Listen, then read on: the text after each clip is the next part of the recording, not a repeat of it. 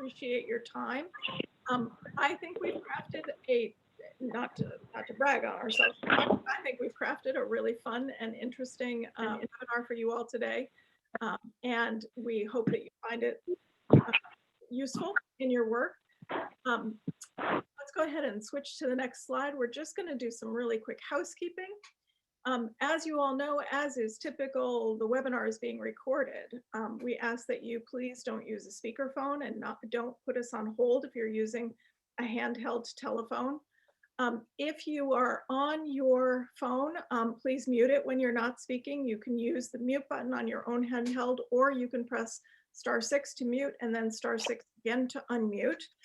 If you are just on your computer audio, please double check and make sure that the little microphone in the Zoom lower left-hand corner is checked off. We would very much appreciate it if you can leave your video camera on so that we can see one another and really feel like we're together. But if you are zoomed out and you can't deal with looking at yourself or anybody else for another minute, please don't hesitate to turn your camera off. We understand completely. If you have any technical issues, please go ahead and send them to Jessica privately in the chat box. She will do her best to help you. Here's Jessica waving to us, thank you. If you have content questions though, please chat the whole group so that we can all benefit from your questions. If you're wondering about something, odds are somebody else is as well. This is really designed so that we can impart some information to you, but we also really want to learn from and with you all. So discussion and participation is essential. Please don't hesitate to jump in at any time with a question. You can do that auditorily, or you can also do it via the chat. Let's go ahead and switch to the next slide. If you have called in on your telephone, it helps us enormously to be able to link an individual person with their telephone number. So if you could bind the telephone number that you're on with your computer, we can more easily identify you. In order to do that, you will click on pound, participant ID, and pound on your phone. And if you have any trouble with that, getting that to work, Jessica would be more than happy to help you out. Let's go ahead and switch to the next slide. So I'm going to turn it over to Bethlyn now, who's going to lead us through a brief check-in, and just want to say again in closing, thank you all very much for your time in joining us today. Okay, hello everybody. So we're trying to find ways that we can connect and really hoping that we can just very briefly, we did this last time, and just as we keep going, if you could all throw into the chat, this time it's one word to describe what you are excited about for spring. So it could be 2 words. Don't get hung up on that. Yeah, sun, thank goodness. Vaccination. Yes. Oh, the warm, oh, the blue bonnets. Yeah, we have some crocuses coming up. Ice cream. Yeah, being able to see people and be outside and knowing that no snow, T-ball, long walks. There's so many good things to look forward to. Bluebirds, life. Hi. The celebration of life. Yeah. Can I come in there? Hi, Debbie. Are you here? I'm sorry. I didn't realize I was unmuted. Oh, it's wonderful to hear your voice. I'm really sorry. Welcome. Go in Josh's room because Josh expressed that he doesn't like that I have so many meetings and I'm away from him all day. Yeah. So I was just going to go have my meeting in his room. Oh, that's wonderful. So Good. that's what I'm going to do. So I'm sorry. I didn't realize I was unmuted. Not at all. Well, okay. Go get comfy and okay. Welcome. Okay. Thank you. All right, everybody. So we are going to, I appreciate everyone. Keep chatting. Anything else comes to you, I'm sure other people will enjoy looking through and seeing what's coming through and relating to what we can get excited about. So I'd love it if we could go to the next slide, please. So we're going to first talk about, we're going to start with just laying out there. We did that pre-work to just raise up thoughts and considerations. This is really, really workshop-y. Like it really is about wherever you're at, let's talk it through. So we're going to start with that until 12:35. And then we're going to have a state team spotlight. Team Kentucky has really been honing in on their impact statement and considering how to approach it and what to do. And we were really grateful that they were willing to just share from wherever they're at in their process and to take a deeper dive, similar like an echo, there's a case presentation. So we'll take a deeper dive with them and be able to give them some feedback. And hopefully in that process, it will also help all of us to consider things on a more practical level in the work. Then we're going to talk a little bit about weaving the data together to make it pop. So we've got a few things we want to share with you. And then as we look to our final months together, we wanted to give you an overview of the remaining technical assistance, deadlines, deliverables, and that kind of thing. So that will be, we've devoted a little bit of time at the end for that, as we know that that is something that folks are continuing, we all are continuing to wrap our heads around, and we want to give you where we're at that. So that's it. Next slide, please. So here we are, collective crafting of your impact statement. When I was thinking about this, two things came to mind where people might be at. The idea I think here is like with Michelangelo, I saw the angel in the marble and carved until I set him free. You may have an idea of what's in there and you're just trying to like let it out. So it really is a crafting. I don't think that this can really be considered something that's a science. It's really more of an art form, and you feel your way through it and we talk our way through it. So that's what we can do together. And then there may be some that are feeling Michelangelo-ish, and then there are others maybe more at the beginners. Below is like a beginner clay class, and let's learn some skills and techniques you can use along the way. And wherever you are at, that's what we're going to talk about, because there are going to be pieces here for all of us in this collaborative. It's the power of the collaborative that we're bringing to bear in this conversation through this journey that we've had together. So we want things to be tangible, practical, and relevant for you. We know everyone's overwhelmed. The pandemic is insidious. It continues. I think it just wears. And it's hard to think of coming towards the end of this and what that might mean and where we're at. So we want to make this as pain-free as possible and just let you, it's okay. It doesn't, wherever you're feeling about this, the idea is that we're just going to have the chance to really, I'm kind of excited about just, this is the fun part, and to talk about what you know you've done and how do we help share that out and talk with each other about it.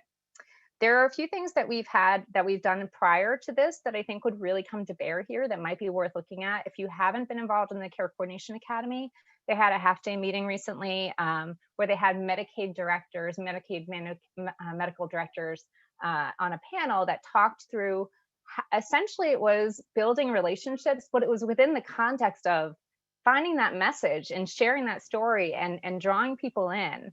And giving them what they need to be able to go ahead and move forward. It was really, I think it could be a very instructive conversation to be able to listen to. It's not all, the whole thing isn't 4 hours and you can fast forward through things.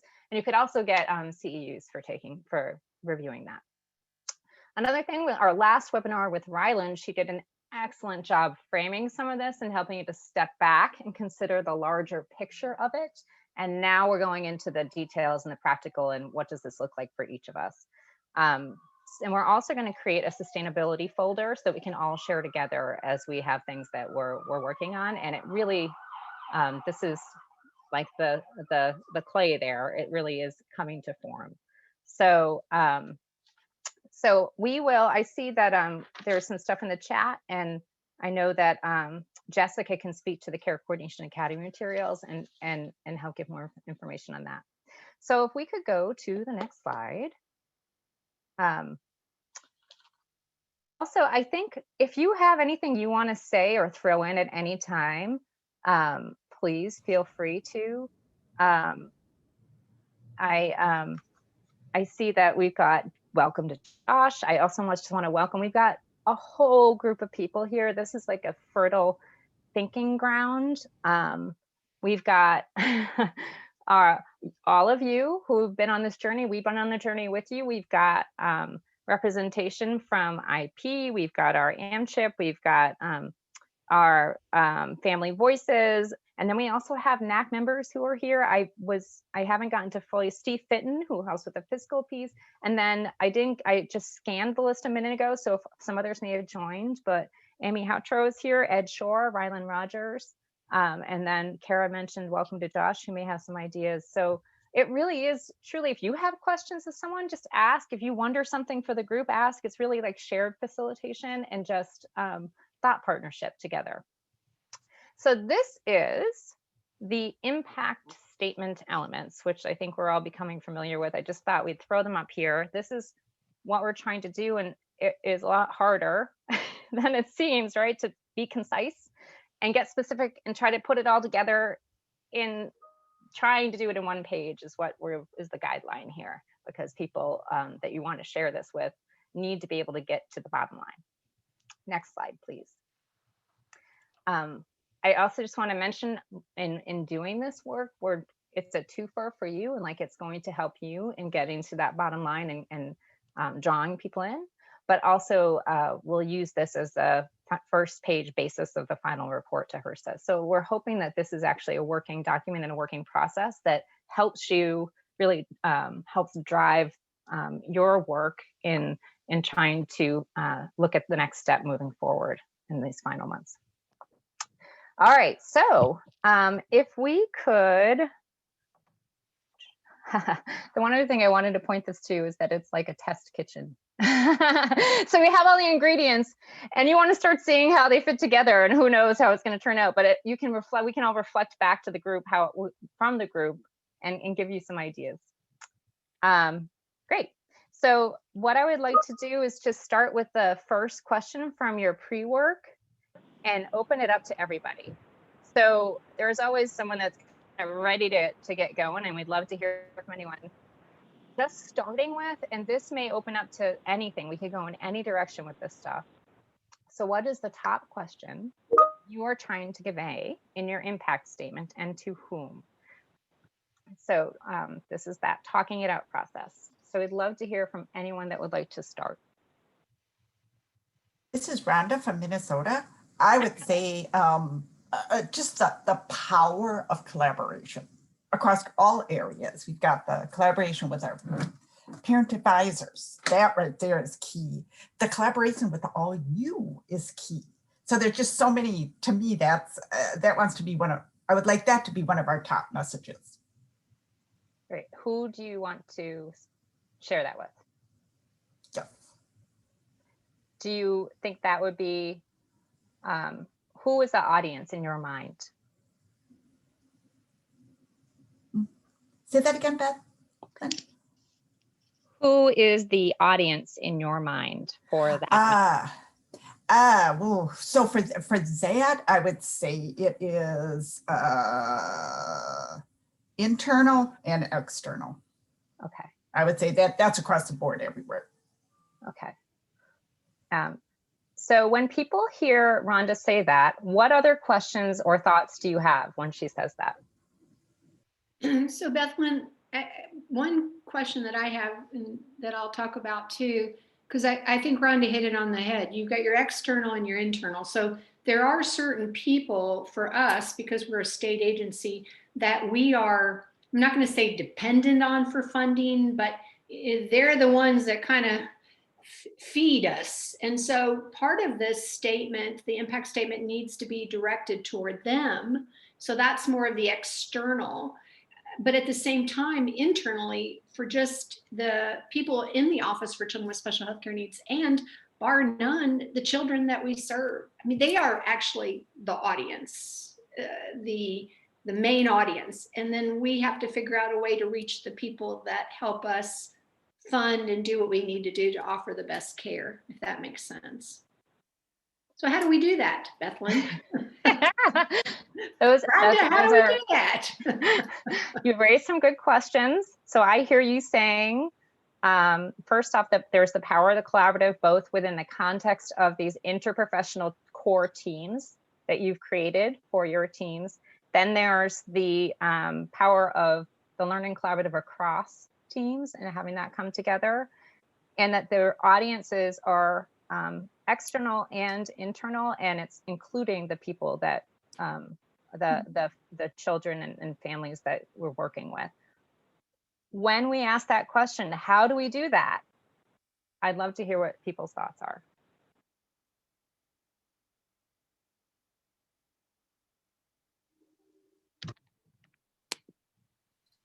Amy, you said internal, external. Do you want to speak to what you have there? The messages might be different.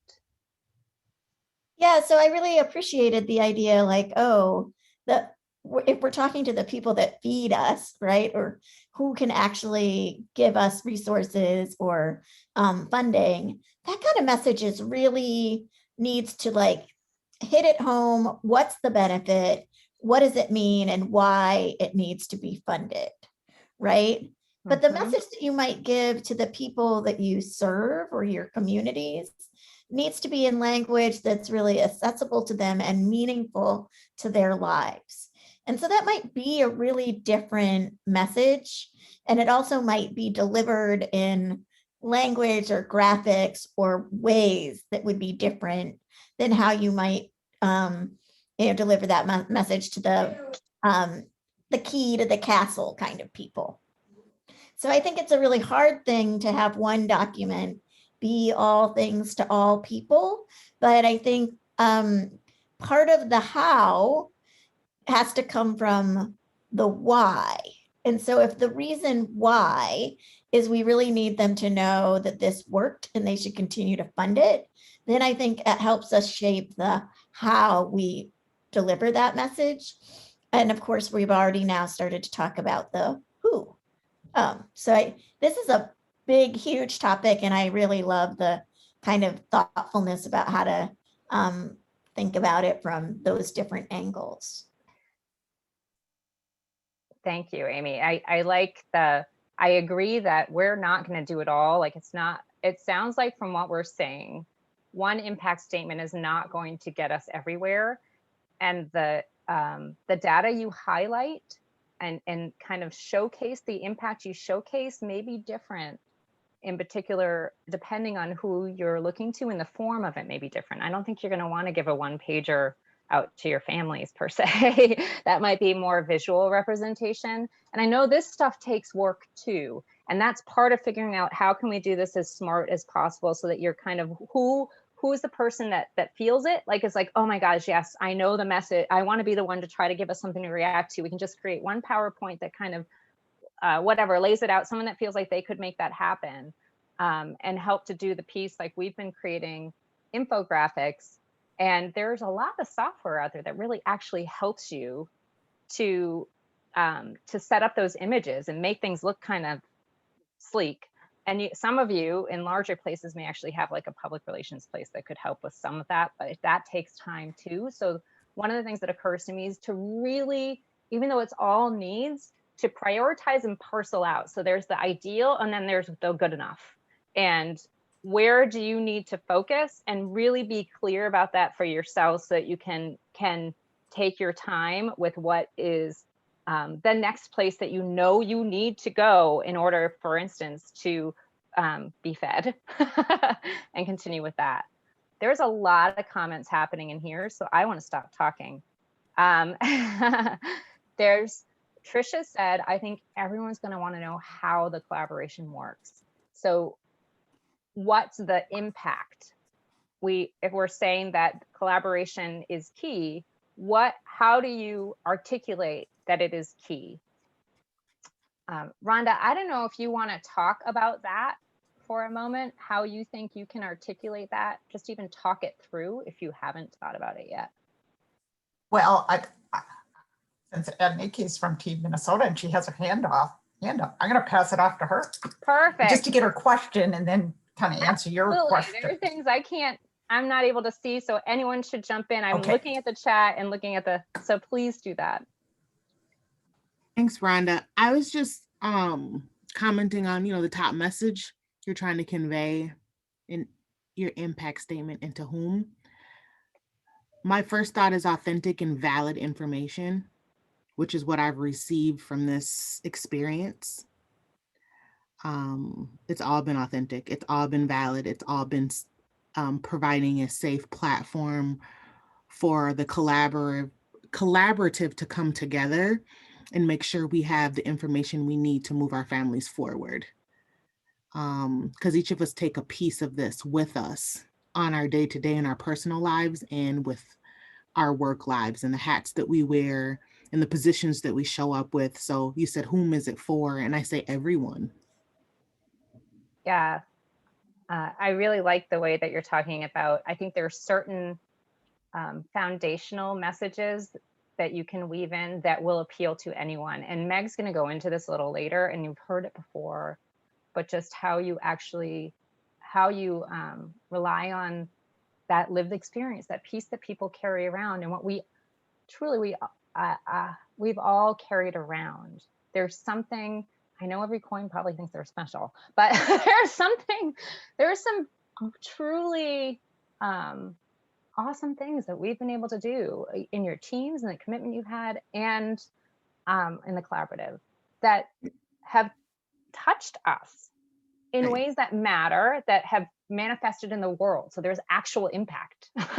Right. And that And if you matters. don't share, no one knows. Yeah. That's the problem. Like, you have to have an open platform and open facilitation. So you're looking at funders, and why is this important? Because we've actually opened the door and given space for people to be able to tell their story so people can learn, so we can pull from that and figure out how to help.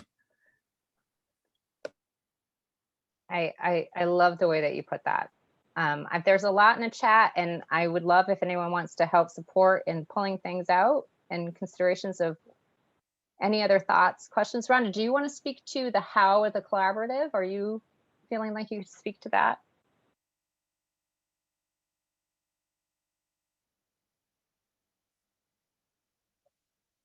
All right, then we'll, I have a question. yeah. So in the information that you sent about the impact statement, it noted that it'll be the first page of our report to HRSA. So how do we balance knowing that this is going to HRSA with who the audience is, and would they be the audience for our first impact statement? And I can see how different audiences we'd want to tweak it to make it meaningful and relevant. But for this one, how should we approach that? So I'm going to then defer to Meg. I'll give a primary answer, my initial thoughts, and see if she'd want to add anything, or anyone else, because this is, I mean, we've all, I think many of us have had our experiences with HRSA along the way. This is my first grant with them, but I'm in the public healthy realm. So because you obviously are aware of their state team report, there's content and questions beyond that initial page. So the idea truly is, we were trying to find a way to say, like, all right, how do we not duplicate work and allow the teams to use that impact statement? So I would like to see that you choose how you are using that impact statement, and it ends up serving two purposes for HRSA. They get to see how you are crafting your story towards engaging stakeholders, or whoever that stakeholder may be. And then you can use the rest of the state team report to be more specific to HRSA.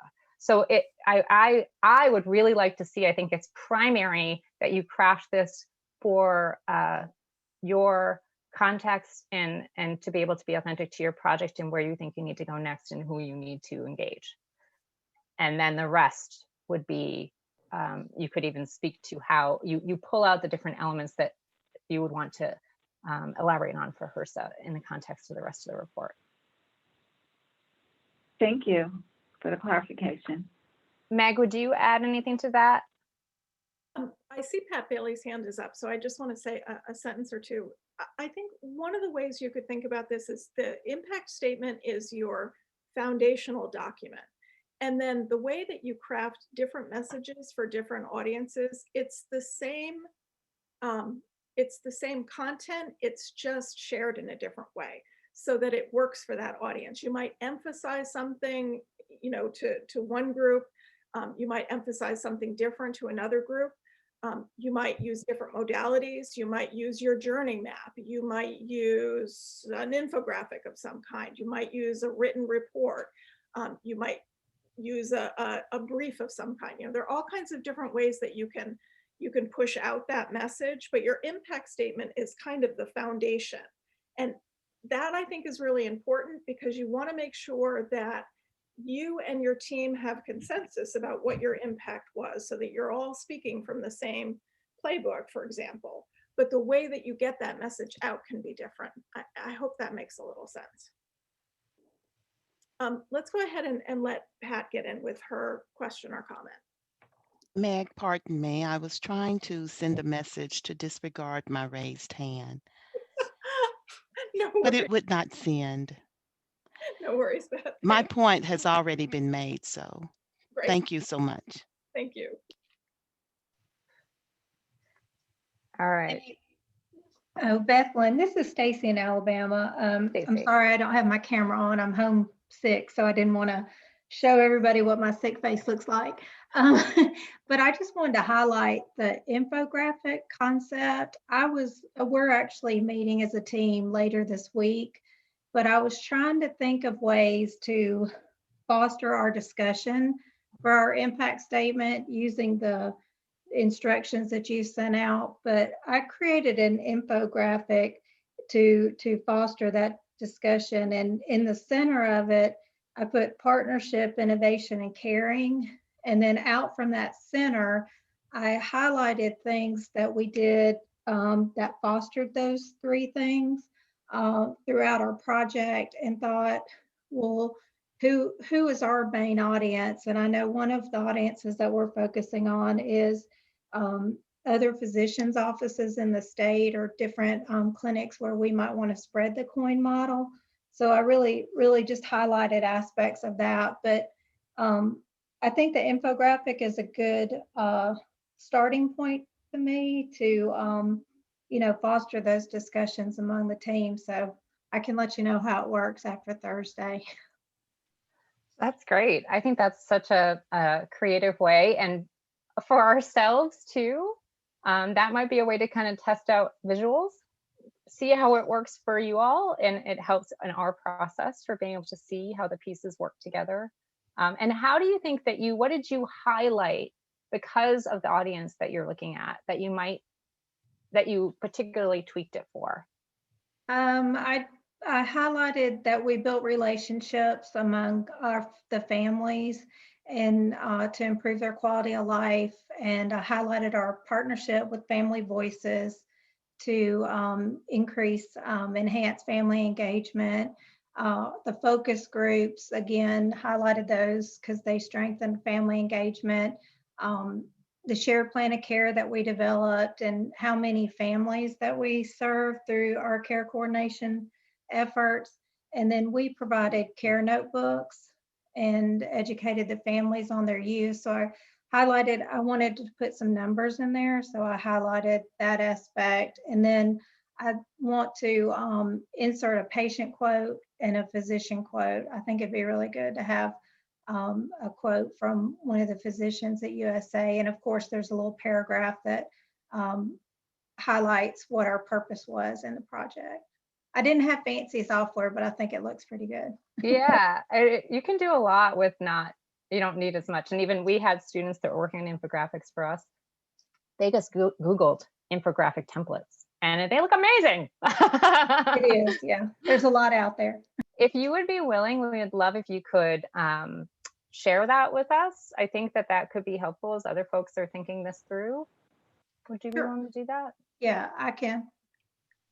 Great. It was Canva for the infographics. Anyone have anyone else? I'd love to hear what other people are thinking. If you have any thoughts or questions, even for Stacy just shared kind of how they're thinking of pulling out their work. Is there anything that occurs to you that could be useful for them as they think about how they're crafting their story that you might want to ask them more questions about based on what she said, or anything you'd add?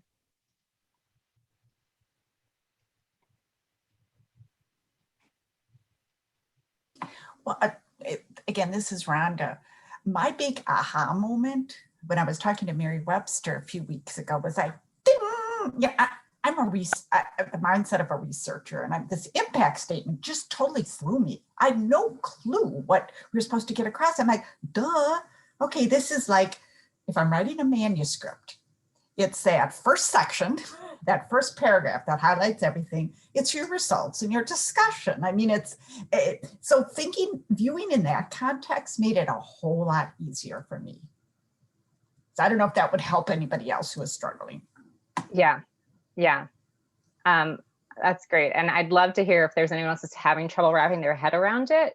Is there anyone else that's just, there's something you're like, I'm just trying to get how to think about this and how to consider, and this is tripping me up?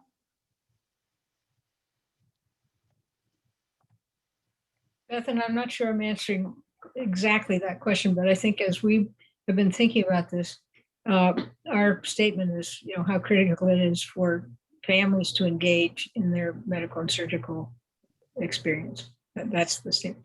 And what we realized is that, as Sarah Perkins said, there ought to be a plaque somewhere in the Boston Children's Hospital that says that. And there might be, but I don't know where it is. And so what our aha was, I think, in thinking about this, is how important it's going to be to have those statements by families as the key message because our audience is the medical center. We're all doing this, but it's sort of inside people's heads. It's not in a way where there's a sensory impact of seeing a plaque and hearing the voices and so forth. And so that's the way we're going to try to craft this. And of course, it's part of our kind of mission to expand the way in which family engagement happens at the hospital. I don't know if that makes sense. No, that makes a lot of sense. It's something that's living as opposed to a plaque, which, and so it's manifesting, and how do you articulate and share that? And that's really, I think, a fantastic. I got a yes. Don't let me forget this, Rhonda said. I like that Judy said sensory impact. You got some comments there. Any other thoughts on that? People throw into the chat. I'm sure they'd be very helpful for them to hear as well. And I do want to point, Debbie Harris said something I think is really an excellent thought. And before we move on to the next section with Team Kentucky, Debbie, would you want to speak to what you said? I think it's a critical point and very thoughtful. Sure. I guess I'm just saying this, just recognizing that sometimes when I've been speaking panels or whatever, we've kind of repeated our message the same way so often that I've watched the audience kind of fade. And I know that it's easy to kind of just get a message kind of in our minds and in our hearts and put it out there for a particular audience. And I've done this myself so much that sometimes I hear myself repeating my story and I just do it without even thinking. It's kind of like it's muscle memory in my brain. Yeah. And even now and then I will actually throw in a diagnosis that my son doesn't even have. Just because I'm not even thinking. And then I'll kind of laugh because I'm like, wait a minute, he doesn't have that. And then the audience is like, why is she laughing? That's so inappropriate. But I think that we just get so used to this, like, because we're all advocates and we do this so much, we're so used to it that it just is part of us. And so I think we have to be careful to constantly refresh what we're saying and to also speak to the moment and what's critical at the moment, because that is, I think, the key to engaging the people in front of us. So.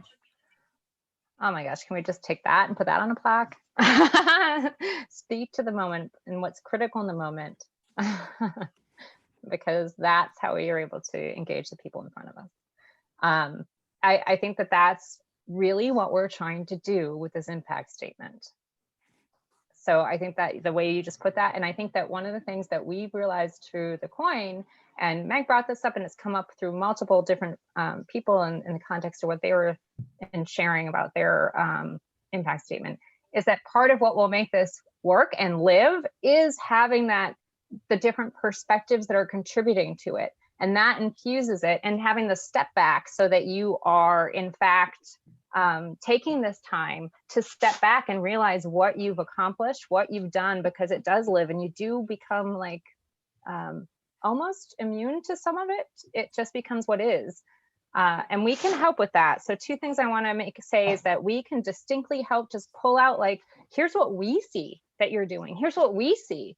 And have that step back, and the coaches could help with that, but it might be good to get that from others as well. And the other thing is, we would like to look at crafting out of this conversation and moving forward more of a universal message from the CoIIN overall, because the more we can do that on behalf of children with medical complexity, I think the more it will give us all a basis for the work, and that is the power of the collaborative. We need to move on.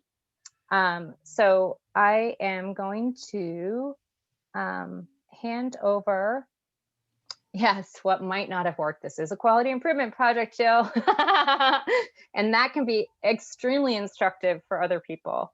So I'd love to hand the floor over to Team Kentucky. What we're going to do with them is we've had a conversation to kind of start grappling with some of the how are you approaching this and doing this within your teams. And I know there are many more stories to share. If anyone would like to just put, just for the sake of everyone to see some of your particulars, what you think your statement, like what is your main point you're trying to highlight, you want to throw that into the chat. We'd love to just see that and have people be able to recognize that. In the meantime, Team Kentucky is going to take a deeper dive into their impact statement and ask you for your input in areas where they're still figuring some things out. And we are very grateful for them being willing to do it, and just have it be an open space. I'm excited. Thank you. All right, so Team Kentucky, and Meg just pretty much hit the nail on the head on what I am going to ask of everyone for their input is, how do we determine if we have failed or not? Because that seems to have such a negative connotation, but actually it is a way to learn. So anyway, so we'll start. So Team Kentucky, building better healthcare outcomes. Next slide. So this is our team, and I think it's important to kind of give you the background just to know where we are as we look at what we've accomplished and what we've not. I've been on the team for 1 year and 4 months, 5 months now. Sandra Gilbert has been on the team since the inception. Ivy has been on the team for probably since April. Jonathan Borden has been definitely helping us all along the way, but has taken a more robust participation. And then Zachariah just joined us recently. So we have gone through quite a bit of change in terms of not just the leadership with the Office for Children with Special Healthcare Needs, but the participants in the staffing. And that has made a huge difference in, I think, how we've approached it. So keep that as your lens as you're looking at it. We have not all been a team that has been cohesive for the last 4 years. I would say we've been a team that's been cohesive for at least a year, maybe 1.5 years now. So next slide. Just to give you an idea, and we've talked about when at our virtual meeting, but it's interesting, and again, keeping it in the lens as we look at why we even got involved with the CoIIN, because Kentucky does have quite a few rural areas. The Office for Children with Special Healthcare Needs does have, as you can see, multiple locations where we actually still see patients. And so we're a little bit of an anomaly in that we're a state agency. And so we have some clinics that just see patients, but then we also have some that are considered hybrid clinics where we bring in providers. So there's quite a few different ways that we are able to service the children throughout the state. Next slide.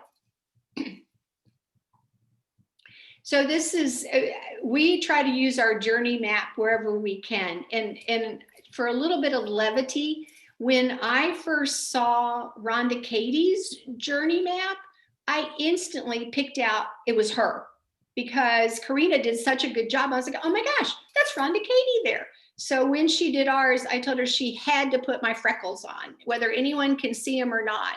it made me feel that at least I had some semblance of there I am, because I thought Rhonda's was superb, the caricature that Karina was able to do. But we've tried to use this, we've shared it with, because when we look at where we are, we're under the Cabinet for Health and Family Services for the state of Kentucky. And so we are smaller compared to everyone else, the Department of Public Health, Medicaid Services, Department for Aging. So we're just a small entity comparatively speaking to everyone else, but we do so much. So again, we've been trying to share our Team Kentucky journey map so that people can get an idea of what we're doing and what we have accomplished.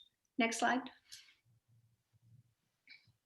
So this is how our initial project started. We had 4 arms. This project was actually initiated by one of my friends who was in the position of medical director prior to myself. So this is how she envisioned it.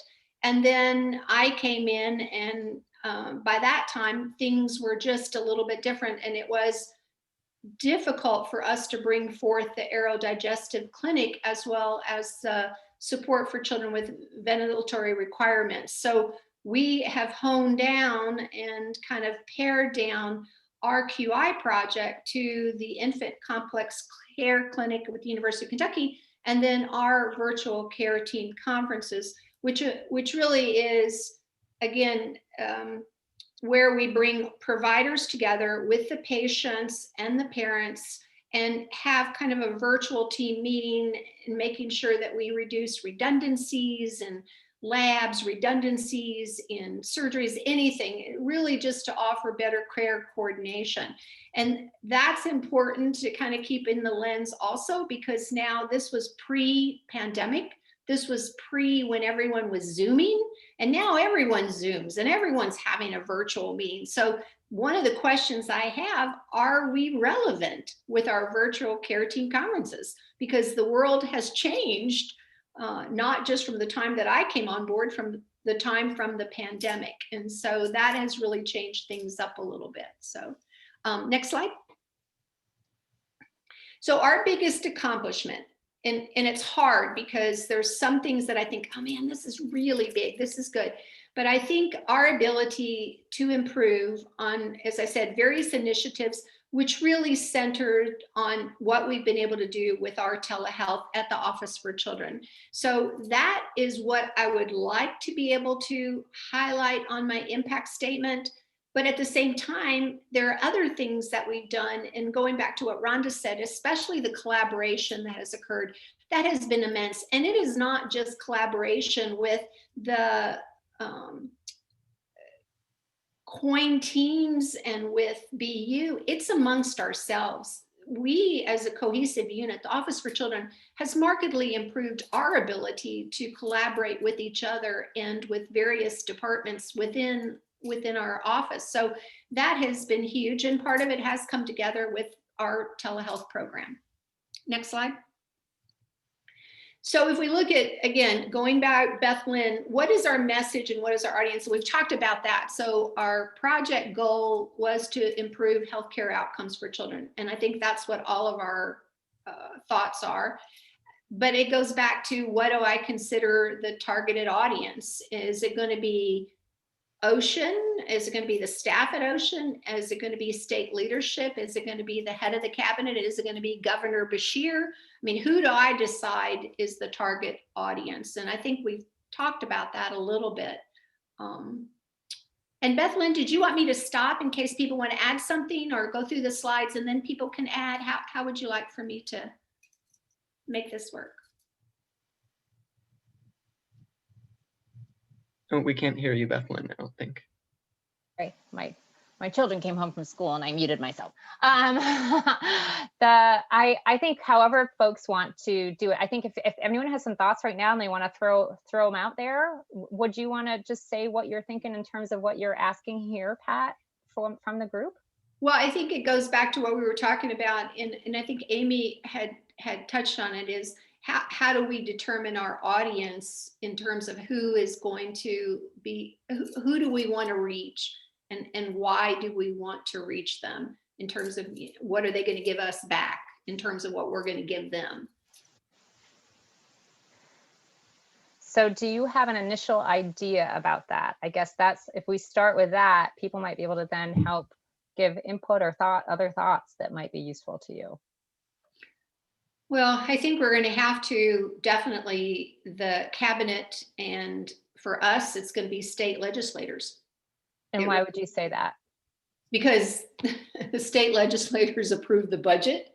And while we're a Title V agency, we still have to adhere to what is in the budget. Got it. Yep. Money makes the world go round. What do other people think when she's talking about audiences and you hear her speaking about telehealth as their primary project goal and improving those healthcare outcomes?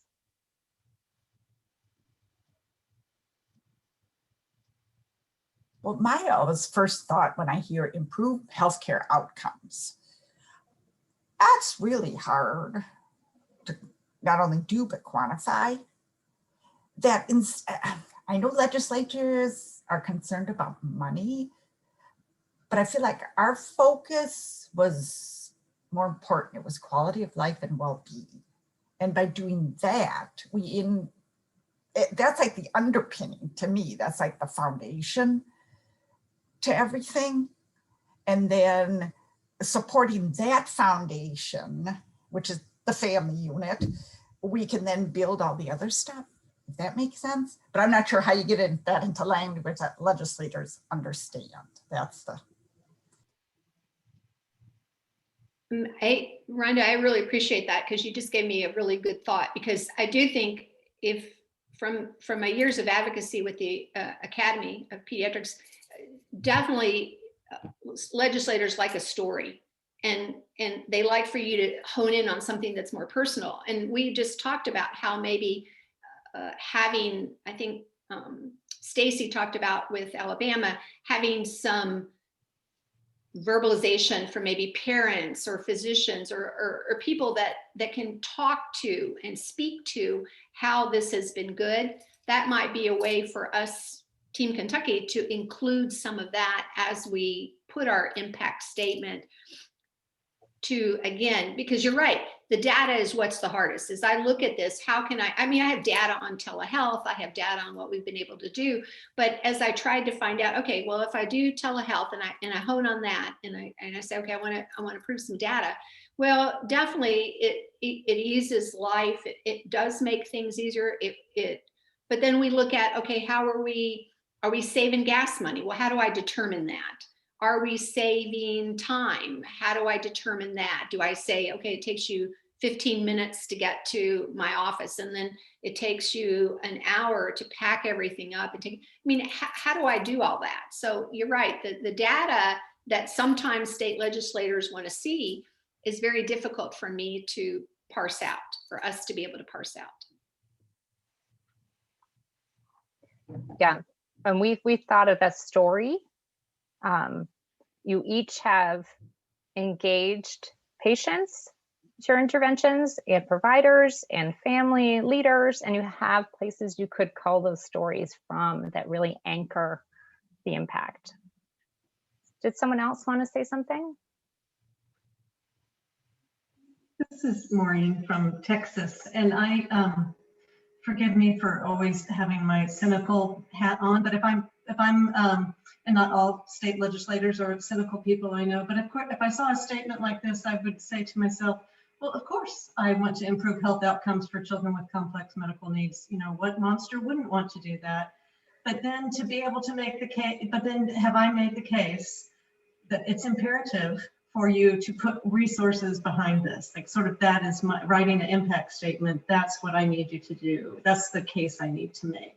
Of course, I think they would all, who wouldn't agree, yeah, that's a wonderful thing to do, but how do I make it imperative that you continue to commit resources? And to me, that's hard. It's hard to get that in one page. It's a tough sell. I think that is a primary question. When you ask that, Maureen, do you have a thought about it? Does anyone else have a thought about it? Because I think that would help everyone to hear where everyone's at with thinking about this. think we're starting to get into return on investment territory here a little bit, which is not a bad thing, but it can be complicated and difficult. It can also be relatively simple because it depends on who your audience is. It depends on what their needs are, and it depends on their tolerance for or attachment to what they think of as hard data. So, there are some folks who will dismiss qualitative data because that's just a bunch of stories. There are other folks for whom, if you're able to make a case that seems reasonable, they're good with that. And in my experience, state legislators, they're not folks who don't want to do good. They need a reason in order to be able to do good.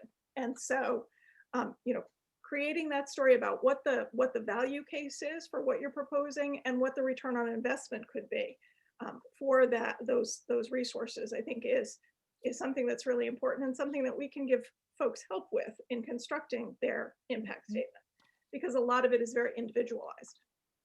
Mm-hmm. So we have about 7 more minutes. So I want to make sure we get Pat to run through anything else that you wanted to ask the group and give you that time. If anyone has any other thoughts, please feel free to throw them into the chat for us to consider too. Okay, next slide. So Bethlyn wanted us to have pop appeal. So we've talked about how we can do that. And I think Debbie's thought was really good because I wanted to, again, include some of the positive statements that parents have said why telehealth is good. But I find like her, everyone says the same thing. So I've started to parse out maybe unique things that parents have said to be able to really get more of a something that maybe is a little bit more impactful. And again, tailoring to the audience and keeping that fluid mindset that we've just talked about. Next slide. So just to let you guys know, if I put in some data, and this is something I thought would be pertinent to all, we started doing after our telehealth, the 6 questions that BU had asked us to incorporate. So this is what we have in terms of what parents have said. So in general, the technology has been easy. You can see that clearly people have felt that this has worked for them for their telehealth visits. Next slide. And then when we looked at in-person visits, again, it looks like telehealth is here to stay in some shape or form. Again, very valuable to somewhat is 73%. So again, we've really had a good response to our telehealth. And this again are the 6 questions that BU had wanted us. So I was hoping that maybe I could put those in somehow, or again, incorporate that. Next slide. And again, these are our patients. These are actual patients from the Office for Children. And these children are our audience. This is actually one of our clinics that we have. And then we have a Christmas program and we support the children with presents and things. So next slide. So sticking points we're trying to maintain is, are we going to be able to continue? Is leadership going to continue to invest to help us maintain what we're doing? Again, did we create enough of an unmet medical need? That is something that we found with our virtual care team conference, that while we thought it was a great idea, we weren't getting the buy-in from parents that this was the best idea. So really trying to kind of hone in on that. And then again, as I said, now because of everyone doing telehealth, it's become even less of a need. And that means, are we still relevant with our virtual care team conference, which is what we've tried to bring forth. Next slide. And going back to what Meg said, did our projects succeed? That's what I'm asking. We started out with 4, now we're doing 2. Is that considered? And one of the 2 is, again, looking at the relevancy. Could we say we succeeded? I don't know if other teams have done that. If you all started out one way and now you're here, as we did? Is that something that happens with grants like this as a rule, or is it just intrinsic to us losing so many people and really having quite a bit of turnover that things came like that? Is our team better set up for success? Yes, I think that it is, because we've learned to pivot. So the next slide. So we pivoted. We've really changed the way that we think at Ocean. We've definitely looked for opportunities to build valuable partnerships, whether it's through BU, whether it's, as Rhonda said, with the collaboration. We're looking to develop resources, excuse me, that really support as much as we can. And again, we want to tell our story with data, but we still want it to resonate with the audience. So for me, the biggest question is, how do we define what we did if we say we started out with 4, but now we're doing 2? All right. So when there's been a lot going on in the chat in relation to this. I have a lot of things that I could say, but I'm not going to. I'd like instead for this to be considered by the group. There's kind of this, Pat, there's things here saying that you're really trying to balance, like look at that data and look at you're really mixing both between the data and the qualitative, which you were just talking about. And we are, so a collaborative story uses data and facts. I don't know if there's anyone here. There's a lot in the chat, and I want to see, we're going to have to move on in a moment, but I'd love to see anyone that feels there's something in there they really want to make sure, not just, but it would be nice for the group to hear what your thoughts are as Pat's finishing this up. I see. Feel free, anyone from the chat, feel free to tell us more about what you've been saying here.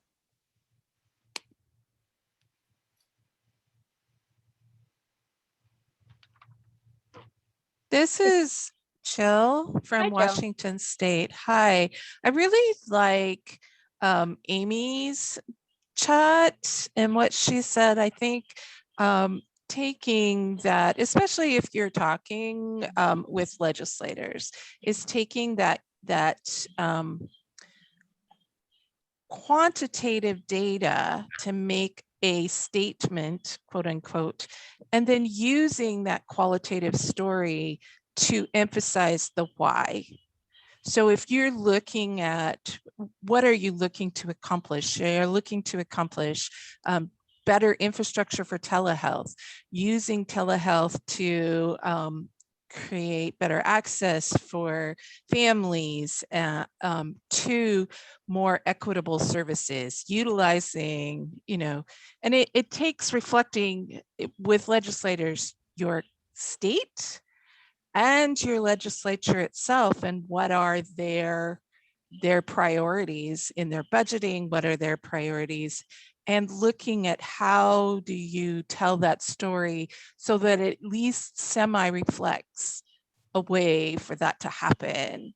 And I really, really like how Amy kind of tied those two pieces together. Thank you, Jill. I think that's the bringing that data alive to tell the why it's impactful and it matters. And that is one way to help make it pop, right? Make it stick. It also does occur to me that you'd be able to use infographics and like visually represent better some of those numbers. And one last thing I'll say, there's some things in the chat too.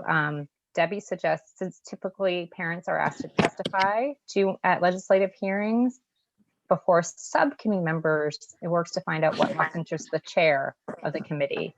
And I think that goes to know your audience. So not just know generally who you're going to and what sector, but actually know some of the players might actually help if you're trying to influence decision makers in tailoring your message.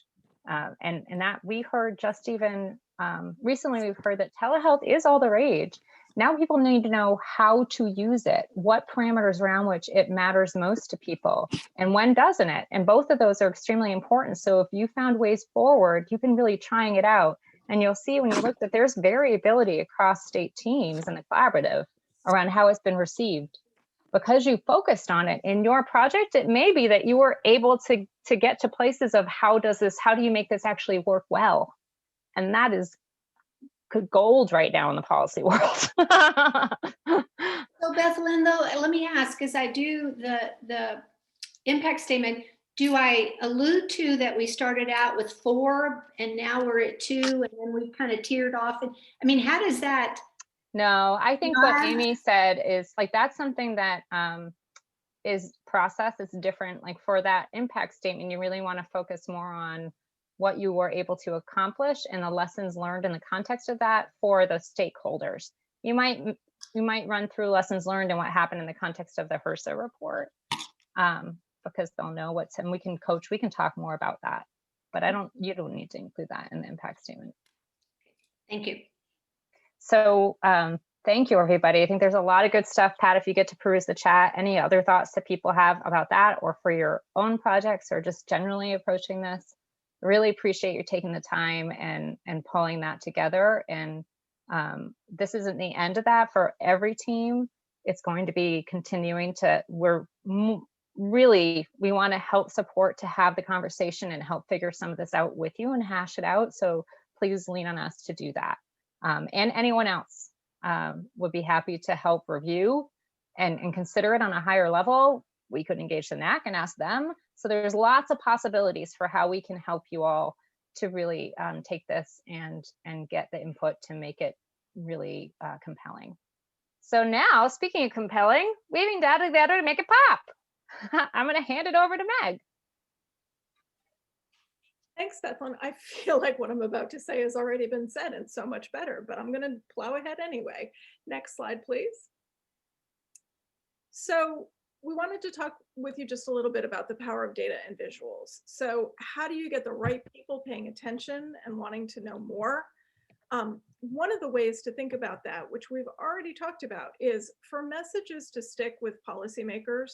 And those policymakers and decision makers and key constituencies can range from the governor and the legislature to other state agency folks, to your hospital administration, to your patients and families, to your peers and your colleagues. I think peers and colleagues are a group that we forget about a lot of the time, and they're incredibly important because in order for our quality improvement projects and our innovations and our changes to really stick, we need buy-in from everybody around us. We all live within the context of an ecosystem that is interdependent and interconnected.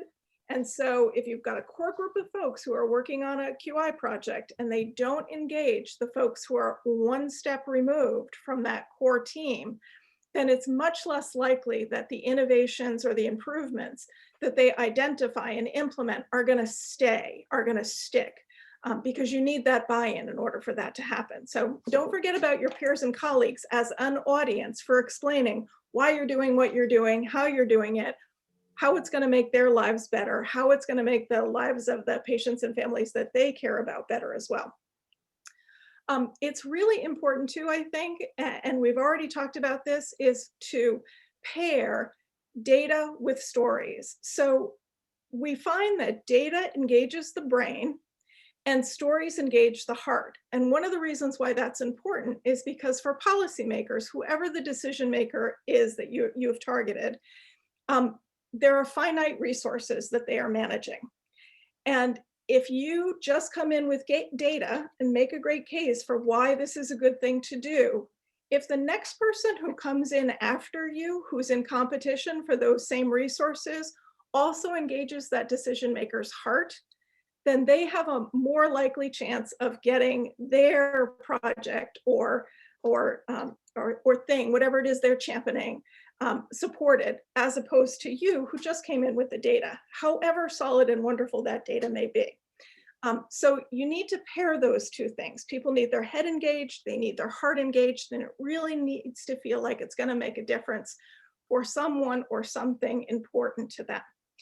You have a lot of data. You have data from your family focus groups. You have data from your family surveys. You have data from the work that you've done collaboratively with your peers as part of the CoIIN.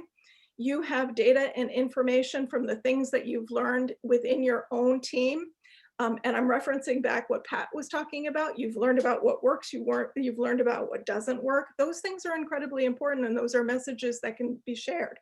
Why would you sort of keep that to yourself in a way that wouldn't help move you to the next place as an organization? You want to try to spread that as much as you possibly can. So one of the suggestions that we have is to try to lead with the most dramatic and important point to capture the attention of those decision makers and those policy makers. And when we say dramatic, we don't mean that thing that happened in the ICU, or that thing that happened in the emergency room, or that thing that happened in the context of that natural disaster. We mean the thing that was most impactful, the thing that was most meaningful. So here's the data around that. And then here are stories from your colleagues, stories from other providers, stories from patient families, stories from patients, if you can get them, about why that thing that you are promoting and championing really made a difference and how it's going to make a difference moving into the future. Next slide, please. So I'm going to turn it back over to Bethlyn, who's going to talk a little bit about Team Texas's experience. But before we do that, I see that there's some activity in the chat box, and I'm also wondering if anybody else has anything that they want to add to what I was just talking about. Tammy, if you are willing to open up your microphone and just share with us what you've said in the chat, I think it's really important. And not everybody is on the computer. I think there are some people who are just here on audio. So would you mind sharing that with the group? Oh, sure.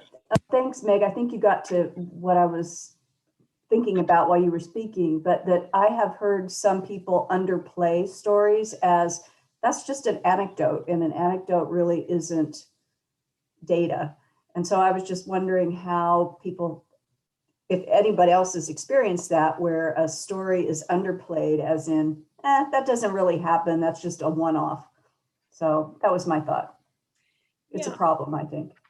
I think you're right. And I think that in my experience, what I've heard is, well, that's just one person, right? So that's why you come with the data too, because the data is representing a larger group. The story is illuminating the meaning and the context behind that data. The data is showing the power in numbers, right? And not just numbers in terms of the statistical data, but numbers in terms of it comes from a lot of different sources. It comes from a lot of different points. And so that for me is one way to counter that when someone, makes that suggestion. I wonder if other folks have had a similar experience and if they have any strategies for addressing that, well, that's just one person, or, oh, that's just an anecdote, or being a little bit dismissive of that. So this is Amy. I really appreciate that comment, because I think that what we have to do is preemptively make them understand that it's not just one story. So the way I think that happens is the way you described, is tying it directly to the data and giving it as an example. And then the other thing that I think we do is, when this kind of comes back to us, is say it's the lived experience of the people we serve, right? So kind of a like, don't you dare forget that these people matter, right? And so I think there's something about like the wanting to just brush off the one-offs, but you're going to pick information that isn't one-off. You're going to pick information or a piece of story that goes with the data that's backed up by the numbers. So not only can they not dismiss it because it's backed up by the numbers, you're saying this is not something we dismiss because this is somebody's lived experience, and we don't ever discount that. Well said, Amy. Thank you so much. Meg, this is Steve. I just wanted to throw in that it seems like it's important to emphasize that the model of care is what produced the experience and also what produced the data, and is the core, the foundation of what can be done on a broader policy basis. So to me, the model of care that has been organized, and that is really in most cases, the intervention or innovation, is I think it's sort of the linkage between the experience and the outcome for individuals and the data, because the model in a sense produces the data. Thanks, Steve. You brought up something really important. And so we've been talking a little bit about stickiness. We've been talking about, you know, you learned something, you made a change, you want that change to stick because you want to continue to get that good outcome that you got. Now we're starting to get into the territory of dissemination and spread, because it's great for your clinic or it's great for your particular environment, but wouldn't you like to see that spread to other places, both within your organization, if it can impact more kids and families and more providers, improve everybody's quality of life and everybody's well-being? Wouldn't you like to see that spread statewide? Wouldn't you like to see that spread nationally? So these are all things that are interconnected with one another and interrelated in terms of the impact statement, in terms of the messaging, in terms of the return on investment, in terms of the value proposition, in terms of dissemination and spread. They are all related to one another. It's a lot, I know, but these are all really important things to be thinking about now as we're starting to come to the end of our time together as a CoIIN. I know that, you know, I could continue talking about this for a while, but Bethlyn has a lot of really good things that she wants to share with you from Team Texas. So please continue to put questions and comments in the chat box. I'm going to turn the microphone over to Bethlyn again. Great. Yeah, we have a bunch of things we wanted to highlight for you in the context of what we've seen, just to give you some tangible considerations and practical examples from the aggregate CoIIN work and things you might be able to use to help ground that idea of family well-being and quality of life. I think one area, this Team Texas, this came up in the last Care Coordination Academy, is redundancy. That admin burden and redundancy drives everybody crazy and it costs money. So if there are ways to be able to try to capture the ways that you're reducing that, and I remember, Pat, you mentioned trying to reduce redundancy in the context of telehealth. So any way you can kind of pull in some of these things, I think can really, those are aligned outcomes. And this happens to be, I wrote this down, and the Care Coordination Academy organically came up that Team Texas put together this touch points document when their state Medicaid managed care, Medicaid medical director was on a panel and speaking to how to build the collaborations and to come to align and shared messages. His name, I only have Ryan as his name down. I'm sorry, I don't know his last name. I didn't write that in my notes. I'm going to quote exactly what he said. You see here, there are 3 slides of this. Touch points, Team Texas touch points. So they did patients and they showed in the course of a year the touch points for that patient. So you can see here, thank you. That's why I didn't get the last name. I'm not even going to try to pronounce that. It's, but it's Van Ram Short. Okay, I got it. I might be wrong, but you can see here, and then I'm just going to run through the other 2 slides. There's patient 1, patient 2, patient 3. And when you look at this, what do you see immediately? What occurs to you? What stands out at you?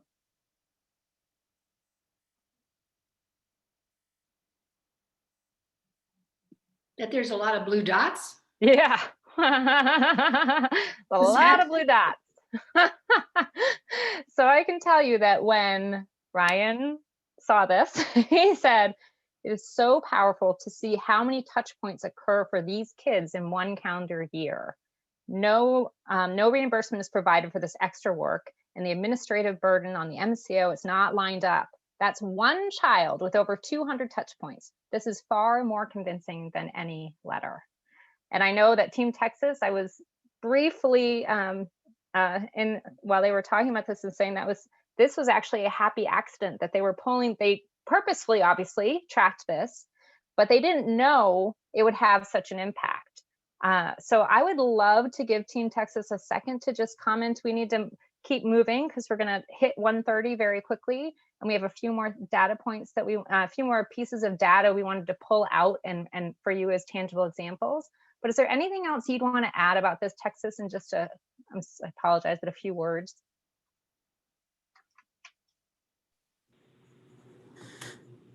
Yeah, this is Rahel from Texas.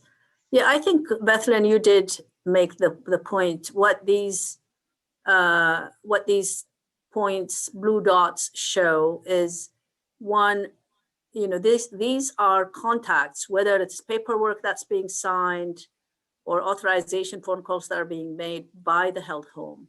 So when you see all those dots in PDN, it's not what the PDN agency does in their own side. They probably have 200 points themselves because they have to touch with multiple, but these are points, paperwork that we need to deal with from the PDN, the plans of care we have to sign, the change orders we have to sign, the different phone calls and forms. So this is just from the health home's point of view. And two other points. One is the fact that these things are coming through the course of the year randomly. It's not like you're sitting down and you are having the PDN and the therapy and all of these issues that need to be handled happening at the same time in a coordinated manner. Paperwork just flies at you every which way for the same patient, just about every week, every month, which is difficult to make any thoughtful anything except to just sign it. The last point I want to make is that all of the things that the upper 3/4 of what we do is absolutely not paid for. All of these contacts are just work. The provider visit is probably the only one that you get paid for. Everything else is unreimbursed time. Yeah. So again, I think the graph makes the point that this is intense work, a whole lot of coordination and touch points that the health home does, but it is redundant, it is haphazard, it is disorganized, and it is unreimbursed. And the other entities that we interact with are not pulled in a coordinated manner at planned intervals to do all the paperwork and all of the authorizations. They just randomly send the papers and we just sign them. So that's kind of what this shows. Thank you. Then, and I want to point out a few things in that I think my guess is that you were experiencing that and then you looked for a way to represent it, right? You knew some of the things you wanted to hit that were going on. You just summarized them very well. Then you looked for a way to try to represent it. And I think that is part of the challenge, but this is simple, it's elegant. And so trying to find ways to do that simply is if you know the top things you want to hit, it might help you to then drive how you represent those, what you lead with, and visually make it pop. Thank you. We're going to move on now. Ben. This is Sandra. Can I say something real quick? I just love that touch point there. I think if we did here in Kentucky something like this for the family to show exactly how much time the family spends on the care of that child that they don't get paid for or they don't get any type of reimbursement for. Because if you have more than one child with a complex need, you know, that amount of time adds up to, I mean, with myself, I'm just thinking, you know, with 3 children that I remember all the time I spent on advocating for them for everything. You know, we did the care coordination because we didn't have care coordination. So to me, this is just a wonderful graph. I love it. And I would like to get a copy of this if I could. And that could be something that we could talk about, you know, as our own team. But I really think that if we move in the direction that everybody is talking about having a family members come and speak to the legislators, things like that, I think this would be a perfect graft for that, so that they could really show all the time that they spend caring for their young child, their middle-aged child, their adult children, you know, I mean, because it's ongoing. So I'm really impressed with that. So I just wanted to share. Thank you. Yeah. I think that's part of what you all experience every day. And that's everyone would be served if there was a way, if people could recognize just bottom line, this is a problem. And I love that. There's a lot going on in the chat about being very, really appreciating the idea of that deeper dive into like the care map. So you're seeing it from both sides too. and really understanding what that looks like. And we can definitely throw these into, I know Team Texas has been very gracious about sharing this. We can create a like that sustainability, like visual representations folder and throw it in there for you under state team materials, and be sure to follow up and have you have that information available. So we're going to move on from this. Very grateful for allowing us to use it. I'm going to turn it over to Ben. Thanks, Bethlyn. I know that we're running a little low on time. I don't know if maybe I should just try and make my first point here and we could send the rest and follow up if you think that makes sense. Yeah, I think that might be good because we would like to get to the final months. We've had this been such a good discussion. It's hard to keep on time. Thank you. Yeah, okay, so I'll just do the first thing I was going to talk about here, which is the unmet needs data, but I wanted to take a little bit of time to talk about the family survey data, mainly because not only is the data points that we picked out, do they speak to this like popping? I think we picked some data points that really pop, but I also think that they kind of illustrate how you can use the survey data to kind of guide your story and then bring in that subsequent qualitative information in the family stories that we were just kind of talking about. And I think this really speaks to that. And so the first thing I was going to talk about is the unmet needs piloting. And so you might remember that we were hearing from you, the state teams, and from family leaders that what we were getting on the family surveys in terms of families reporting that they had no unmet need, it was just not matching what we were hearing in the family focus groups and from family stories. So we took that feedback and we developed this pilot question over here on the left. So it started as this, the original question was the two-part first question, do you have any unmet needs? And then the second, if so, what were those unmet needs? And you wouldn't even see that question if you answered no on the first question. So we changed it to this question over here, which just leads with asking what those unmet needs are. And we had some state teams graciously agree to pilot this question for us.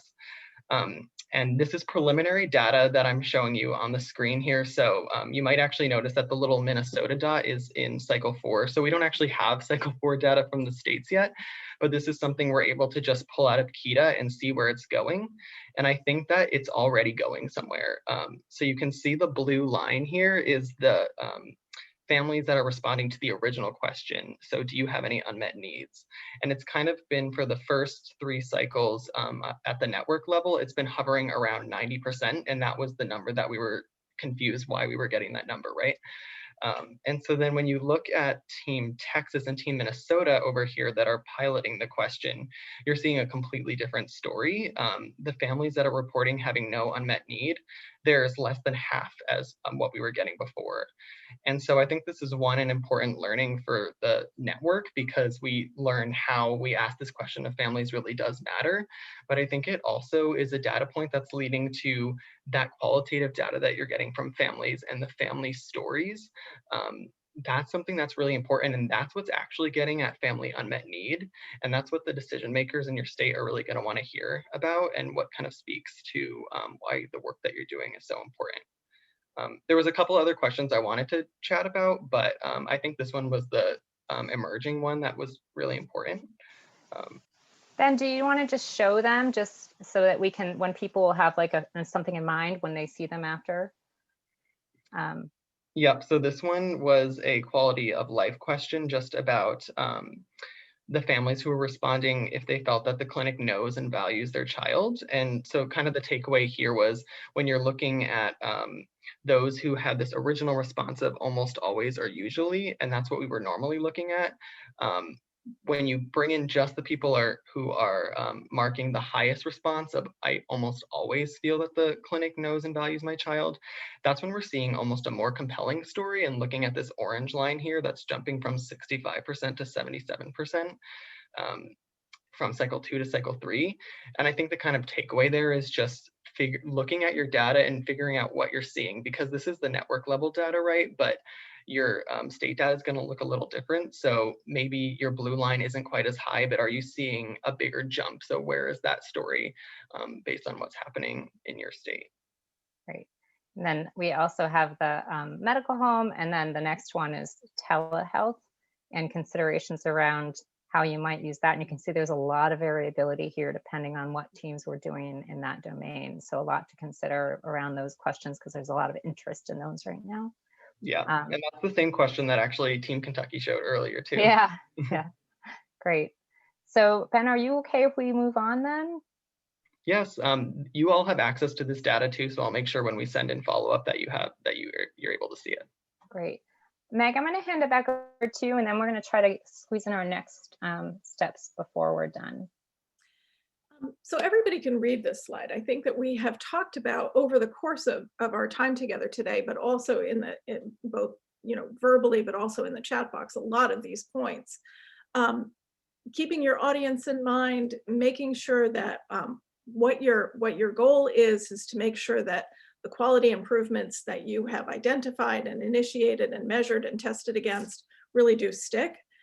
Using qualitative and quantitative data with families' individual stories. We put families in here because obviously that's the core and the center of everything that we do, but I think provider stories are really important too. Don't limit yourself to just our CoIIN data sources. Use everything that you possibly can. And then the utility of the CoIIN aggregate data is for you all to measure yourselves against the entire network, but your individual data is really what your local folks are going to be interested in. They're not going to care as much about what 10 state team results were. They're going to really care mostly about what your individual state team's results were. And then, there's just a reference here to a publication that we drew this from the Catalyst Center. Let's go ahead and switch to the next slide. And then I'm going to turn it back over to Libby. Thanks, Meg. I'm going to just go over a few activities that we have, activities and deliverables that we have for the remainder of the CoIIN project through the end of July. So this slide here just shows you the things that will be continuing to be ongoing through the end of the project. And a lot of these are pretty familiar to you already. You'll be continuing your coaching calls. We have our monthly state team updates. One note I want to make is that we will be continuing to collect data through the end of April, which is the end of cycle 4. And we'll be focusing on sustainability and dissemination as well. We have tons of technical assistance opportunities that you can take a part of. We have some required meetings and webinars, but the rest are optional activities that you can take part of and whatever would be the most helpful. One note that I do want to make about some of our upcoming meetings, we have a 2-day meeting planned in July for a learning session that we were hoping to hold in person, but due to the ongoing pandemic and the fact that the AAP's space will be closed, we will be hosting that virtually. So we'll be sending out a formal communication about that, updating the calendar invitations and everything, but I just wanted to make a mention of that here. And then just to go over a few deliverables that we have through the end of the project, you can see that we have them spread across the rest of the months remaining. So some of you are still going to be completing your key informant interviews by the end of the month. Like I mentioned, in April, we'll be ending the cycle 4 data. And then in May, that data will be due to BU. So we'll be following the same process that we have throughout the rest of the project.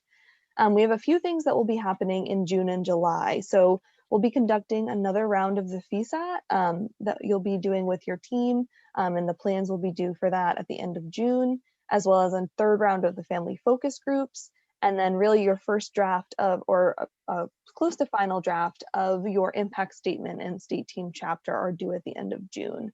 Those will then be refined and we'll work with you, the BU team and the other CoIIN leadership collaborative partners will be working with you to really refine that chapter and have the final draft due at the end of July. So that's just an overview. We do have a document in the state team materials folder under admin that lays all of this out with specific dates, all of the TA dates. It's sort of a one-stop shop for everything that's remaining. And I am going to turn it over to Meg to just talk briefly about some of our open office hours coming up. Thanks very much, Libby. So many of you have had questions about the roll up to the end of year 4. And in common with our colleagues at HRSA, we have some more information for you about that. And we will be sending that to you in the next day or so by email. We wanted to make sure that everybody got the same information at the same time. So that's why we're sending it out by email. We'll send it to state team leads and the folks who are on our primary distribution list, but you should feel free to share it with your entire team.